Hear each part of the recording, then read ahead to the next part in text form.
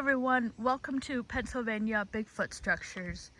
I should have done this in the beginning, but I haven't actually put what the lollipops look like that I've been putting out there at the gifting tree. And what I'd like to do today is just share the lollipop itself and the bag. So this is the lollipop here. I haven't touched this. This is as wound as it comes out of the bag at work. And so I'm a pretty good cheapskate out here, and these are absolutely free from work. I get these from work, and we give them out to the kids. And so every day before I leave and I know I'm coming out here, I'll grab like 5 of these. And I grab like 5 for myself to eat in the car on the way home. And so yeah, so these are coming from work. And this is exactly how they come out of the bag. They're really, see that? They're super tight there. I just dropped my bag. And so beforehand, I used to put the lollipops on a piece of fern. And so finally I decided to get smart and drop off. These are wonderful if you've never seen these before. These are from IKEA. These are recyclable Ziploc bags. And you use them once, and you can wash these in case you've never heard about the recyclable Ziploc bags. And these are really cheap at IKEA. These are, I think there's like $5. This might have been like $3. If you've never checked out IKEA, they are awesome. It's a really good place. They have a lot of unique stuff for cheap, like these recycling things. All right, so enough about IKEA. All right, so yeah, so the last time I decided to start putting them in some kind of Ziploc bag. This way they are safe from the elements.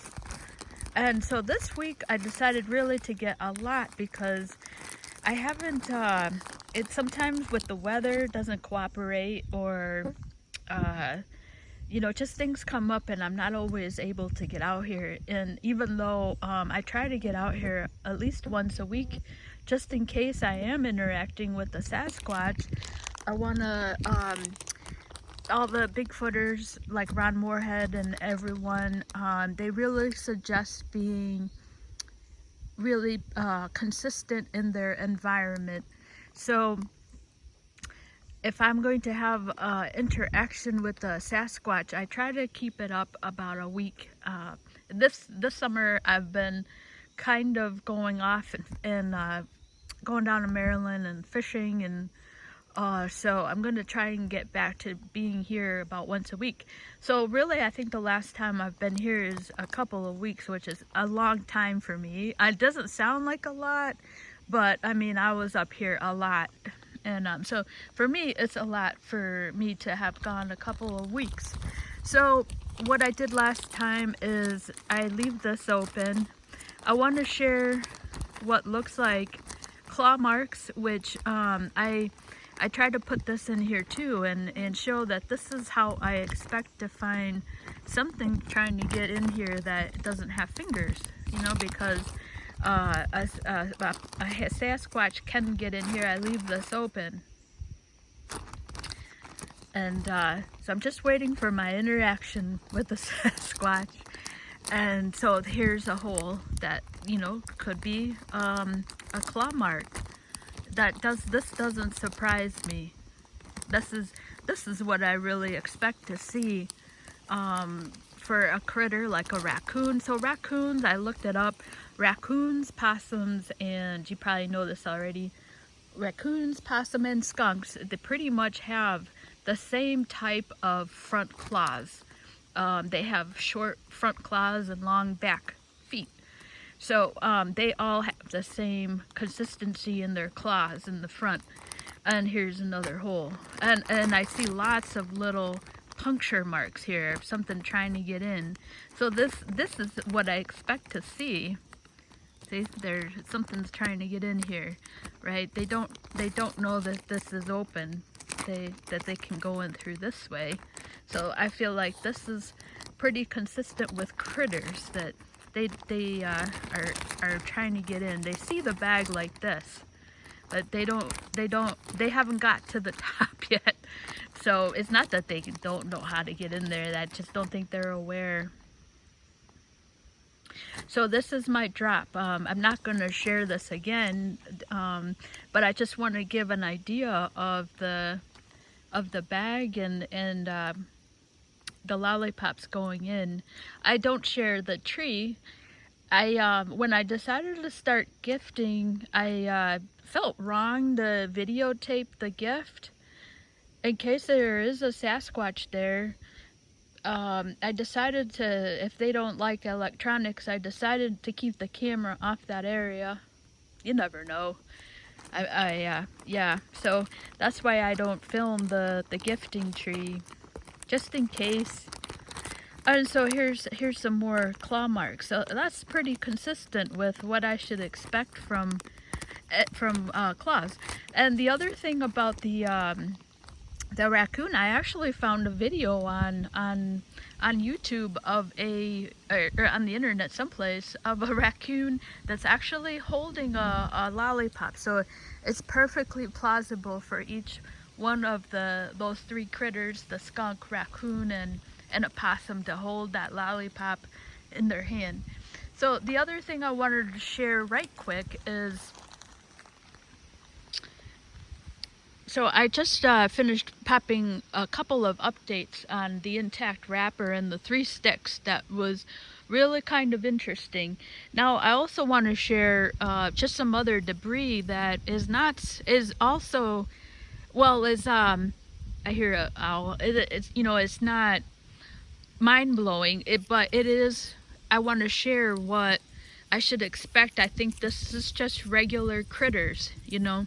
They've gotten to the lollipop, so I want to make sure and put this type of evidence also. So I feel like this is something that has, you know, gotten a skunk or somebody has gotten in here. It's got the hole in the middle, and that's something that I found odd on one of the other wrappers, that the hole was on the side. You know, and this is how I feel that this is the least amount of resistance to get to the lollipop, is from the top, right? So this is pretty consistent, I feel, with, this is evidential of a critter, you know, walking the path of least resistance to get to the lollipop. So I'll put the lollipop up again here. I'm near my car because it's been raining, so I show, so that's what I mean. See, the top of the lollipop has the path to the least resistance of getting to the pop itself. Like this, that's how they come. I haven't wound this up. This is exactly how they come, and so it's gonna. This is right here at the top is the less amount of wrapper, and so that's how I kind of picture somebody trying to get into the lollipop here. So I also have, so this is pretty consistent for me too. This is just critter work, I'm pretty sure. And I have a couple more here. So I'm about to go drop it off. It's getting pretty late, and we've had a lot of rain.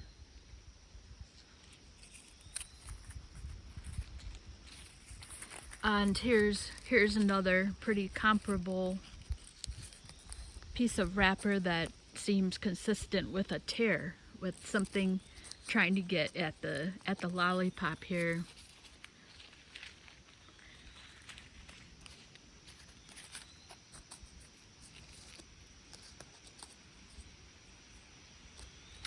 So pretty basic. This is, I feel, pretty basic critter but I wanted to share that looks like just regular. I don't know what happened to my tongue there. Regular critter work. So there we have it. And every time I go to the gifting tree, I clean up the debris. I'm looking for evidence of hopefully something, you know, something, something interesting, and hopefully someday, you know, I'll have. I think I've had a couple, but I just don't know, you know. With the intact wrapper, I found it folded. I just don't know, you know, like I said in the videos, if somebody is a person out there, maybe, you know, you just don't know. So, but so that's what the lollipops look like. I'm going to go drop this off. There's a lot of them in here. I gotta get this wrapper out. Oh, I just put the wrappers back in there. But that's what it looks like. I really wanted to share that. So now if you're watching this channel, now you know what they look like.